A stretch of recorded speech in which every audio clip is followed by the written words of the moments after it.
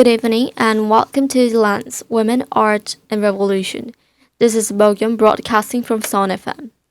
And I'm thrilled to have you join me tonight as we begin a journey into the lives, works, and stories of the extraordinary women artists. These are the women who defied expectations, shattered barriers, and left behind legacies of resilience and revolution through their art. Tonight, we continue our journey through the unconventional, the groundbreaking, and the revolutionary. This is our fifth episode, and today we're setting our focus on the world of French avant-garde and women, a movement that not only reshaped artistic landscapes but also became a stage for women to challenge norms, redefine their voices, and carve their own space in a traditionally male-dominated sphere. We'll explore the roots of the avant-garde movement, the social and political context that fueled its radical ideas, and more importantly, the women who took hold of this artistic revolution and made it their own. These were visionaries who didn't just exist within the avant-garde but who actively shaped it, pushing boundaries in ways that still influence art today. So let's set the scene and travel back in time to a world of rebellion, reinvention, and artistic odyssey. To understand the significance of the avant-garde movement in France, we first need to unravel the historical and cultural backdrop that allowed it to flourish. Let's rewind to the late 19th and early 20th century, an era of intense transformation in rural France in particular. It was undergoing seismic shifts. The country had already seen the fall of monarchy, the rise and fall of empires, revolutions, and counter-revolutions. And yet, in the wake of the Industrial Revolution, French society was still deeply divided between tradition and progress. The avant-garde, French for advance-garde, emerged as a response to this tension. It was a movement of artists, writers, and intellectuals who rejected conventional norms, seeking to push art and culture into uncharted territories. The movement wasn't monolithic. Rather, it was an evolving wave, marked by different periods and experimental styles, from symbolism and cubism to Dadaism and surrealism. At the heart of this revolution was Paris, an electrifying hub where ideas collided and radical voices found at home. The city's salons, cabarets, and artists' communes became breeding grounds for defying the establishment. The avant-garde didn't just win new techniques in painting, sculpture, or literature. The avant-garde didn't mean just new techniques in painting, sculpture, or literature. It meant a complete redefinition of what art could be and what it should represent. Why did this artistic rebellion take hold in France?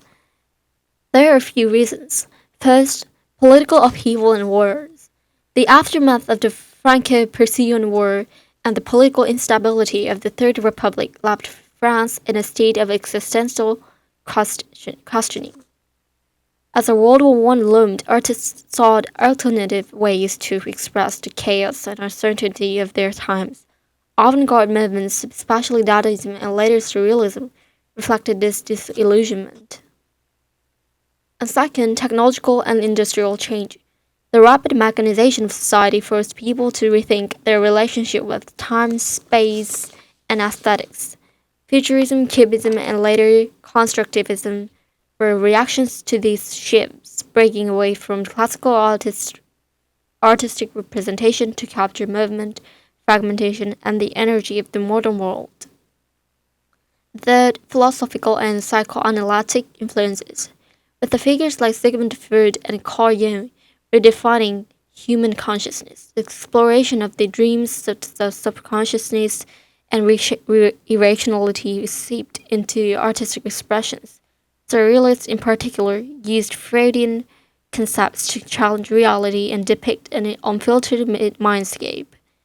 Fourth, the role of women in changing society. The late 19th and early 20th centuries also witnessed the rise of early feminism.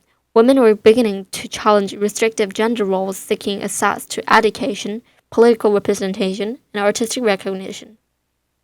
While the avant-garde movement was still largely dominated by men, women found their opportunities within to experiment and express their own perspectives.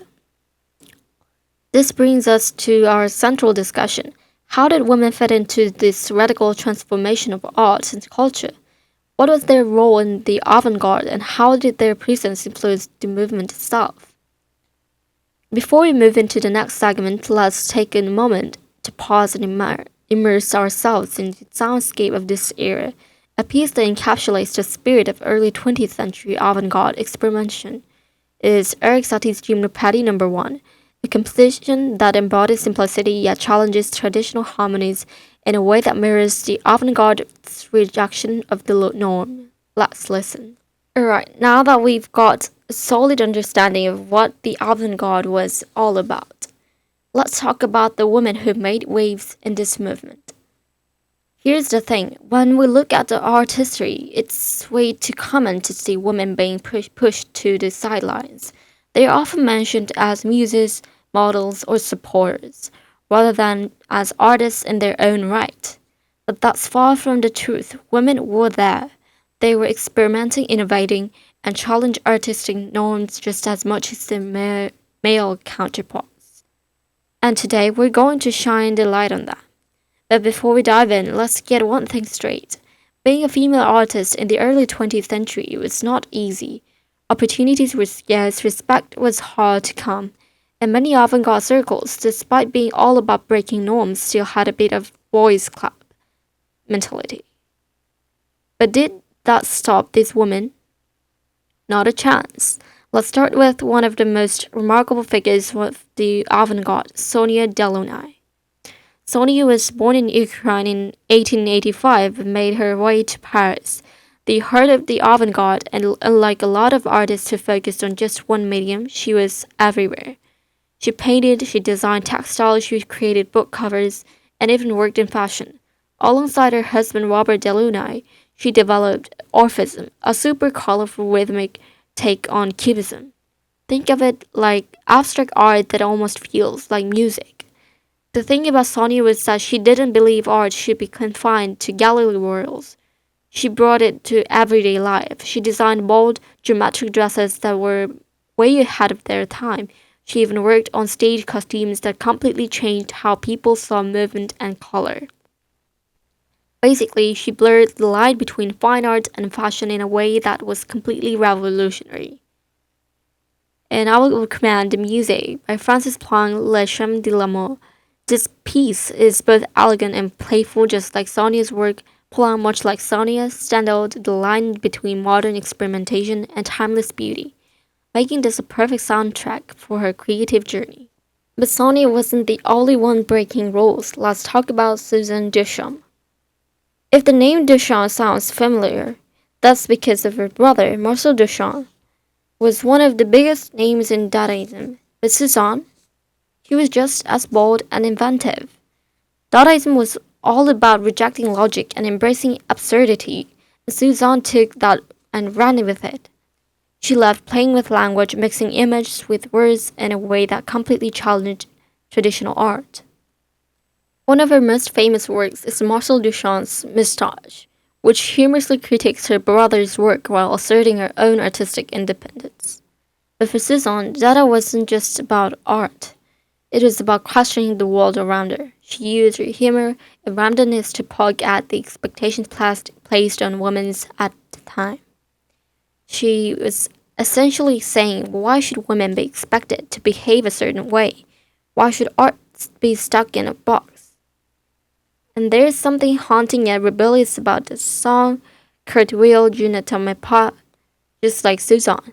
It plays with expectations and subverts them, making it a fitting tribute to her Dadaist spirit. Let's listen. And then there was Claude Cahun, arguably one of the most radical figures in the avant-garde. Cahun was a surrealist artist, photographer, and writer. But more than anything, they were a pioneer in gender identity and self-representation, long before modern conversations about gender fluidity. Cahun is already playing with and rejecting traditional gender roles. They would dress in androgynous outfits, wear masks, and pose in ways that questioned what it meant to be male or female. Their self-portraits feel early modern, like something you'd seen in a contemporary photography exhibit today. But beyond art, Cannes was deeply political. During World War II, they actively resisted Nazi occupation in France, producing anti-Nazi propaganda that could have easily gotten them killed. In short, a complete visionary. So I will recommend this music. The Satie's music has that dreamlike, otherworldly quality, just like Cannes' self-portraits. This piece, Eric Satie's Nocturne No. 1, in particular feels like stepping into one of their surreal, mysterious photographs. Let's listen. Now that we've explored the lives and works of these incredible women, let's talk about what all of this meant, not just back then, but for the generations that followed. Because the impact of these women didn't end with their lifetimes. It rippled outward, shaping the future of art, gender identity, and creative expression in ways we're still feeling today. And before we get into it, take a moment to listen to the music, Ravel's Bolero. If you've ever heard this piece, you know how it works. It starts soft and steady, then gradually builds into something massive and undeniable. And in a way, that's exactly how this avant-garde moment changed at the art world. Bit by bit, their contributions added up. At first, they might have been overlooked, but eventually, their influence became impossible to ignore. That's why this piece feels like the perfect backdrop for this discussion. Sonia de Lunai's work blurred the line between art and life. She made sure that modernism wasn't just something you saw in galleries. It was something you could wear, live in, and interact with. Her bold use of color and geometric patterns became the foundation for so much of what we see in modern fashion and design today. If you've ever admired a brightly patterned dress or a striking abstract interior or design, chances are you're seeing traces of her influence. Susan Duchamp's fearless approach to Dadaism paved the way for later feminist artists who wanted to challenge social norms. When I look at artists like Barbara Kruger or Jenny Holzer, women who use text, irony, and conceptual art to make powerful statements, we see Susan's fingerprints all over the movement. She helped create a space where art didn't have to be beautiful or traditional. It could be rebellious, witty, and deeply personal. And Claude Cahun, their influence goes beyond just art. It's embedded in conversations about gender and identity to this day. Their self-portraits, which blurred the line between male and female, real and surreal, directly inspired generations of artists exploring self-representation and queerness. In a time when discussions about gender fluidity and self-expression are more relevant than ever, Kahn's work feels not just ahead of its time, but completely timeless.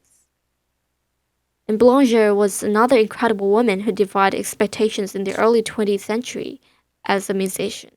As one of the first female composers to gain recognition in the male-dominated classical music world. She pushed musical boundaries just like the women we've been discussing pushed artist once.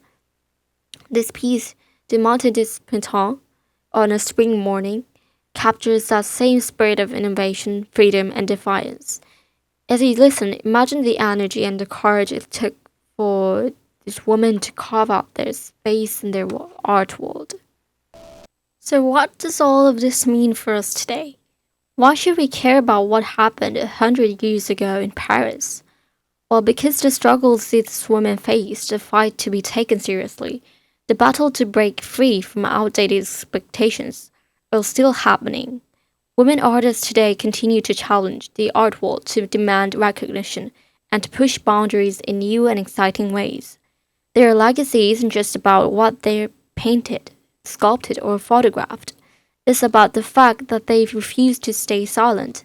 They refused to let the world define what they could and couldn't do. And that, more than anything, is what makes them revolutionary.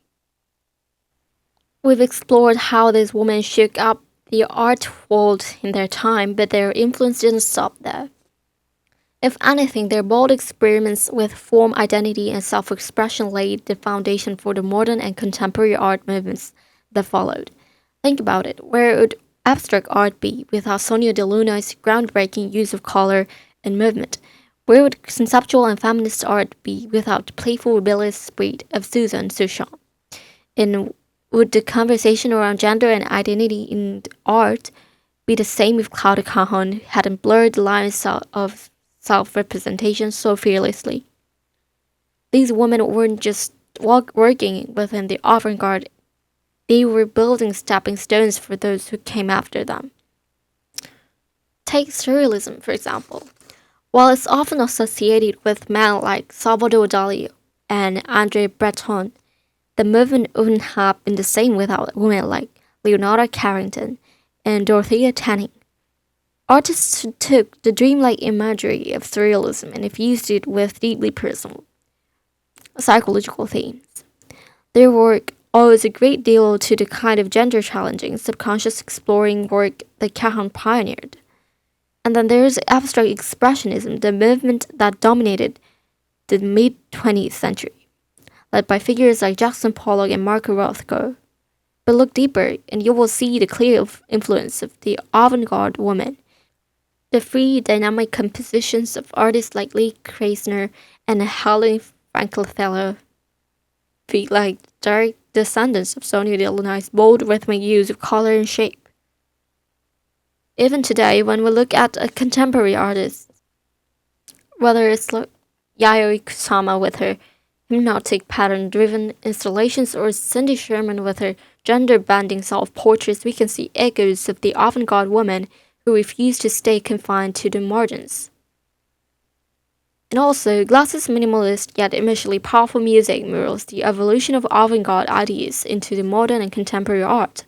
As the name suggests, the Philip Glass Metamorphosis No. 2 captures the sense of transformation, much like the lasting impact of these revolutionary women. But while these women paved the way, the fight for visibility in the art world is far from over. Even now, galleries and museums disproportionately feature male artists. Many female artists, past and present, still struggle for the same level of recognition and financial success as their male counterparts.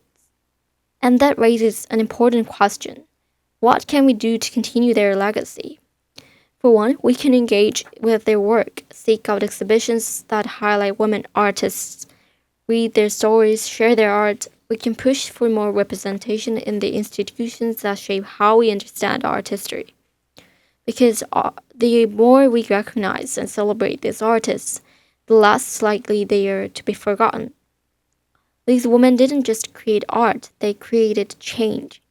And that's something worth remembering, worth preserving, and worth continuing. We started this journey by asking a simple question: what role did women play in the French avant-garde? And I think by now the answer is clear.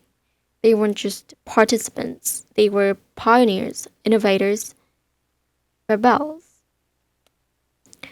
They challenged expectations, broke boundaries, and changed the landscape of art forever.